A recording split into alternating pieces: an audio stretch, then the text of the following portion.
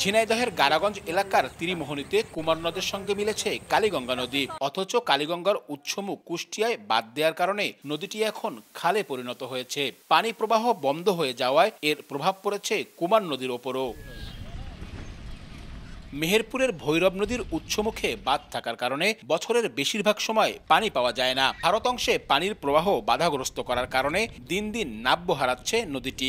একইভাবে চুয়াডাঙ্গার উৎসমুখ বন্ধ থাকায় শুকিয়ে খাল হয়ে গেছে নবগঙ্গার ভাটি অঞ্চল।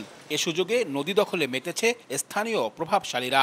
নদীর কুষ্টিয়া অংশের জায়গা দখল করে গড়ে তোলা হয়েছে নানা অবৈধ স্থাপনা। নাব্য সংকট ও অবৈধ দখলে দিন দিন অস্তিত্ব হারাচ্ছে এ অঞ্চলের অন্তত 20টি নদ নদী। নদী সংলগ্ন এলাকায় একদিকে যেমন ব্যাহত হচ্ছে ফসল উৎপাদন, অন্যদিকে জীবিকার পথ কমে এসেছে জেলেদের। পাশাপাশি বাণিজ্যিকভাবে নৌরুটও বন্ধ হয়ে গেছে একের পর এক।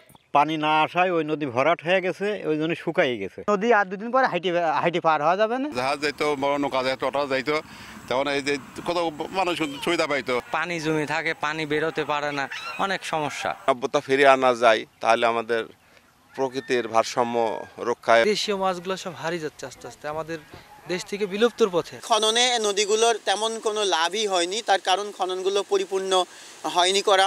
নদী বাঁচাতে দীর্ঘমেয়াদী পরিকল্পনায় বাঁধ নির্মাণ ও সব নদীর সঙ্গে সংযোগ স্থাপন করা জরুরি বলে মনে করেন পরিবেশবাদীরা।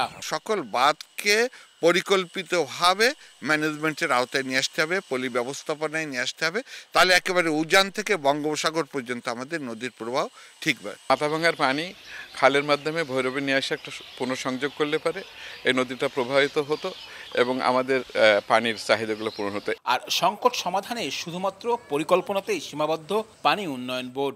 অবৈধ স্থাপনা বা নদীর যে অবস্ট্রাকশনগুলো আছে, এনক্রোচমেন্টগুলো, এগুলো অপারেশনের জন্য আমরা তালিকা তৈরি করছি। সব জেলা থেকে তালিকা তৈরি করা হয়েছে এবং এগুলো উচ্ছেদ করতে কত টাকা লাগবে বাজেটও চাওয়া হয়েছে। খুলনা বিভাগে মোট 87টি নদীর মধ্যে 52টি স্থানীয়, 5টি আঞ্চলিক এবং তালিকাবিহীন নদী আছে 22টি।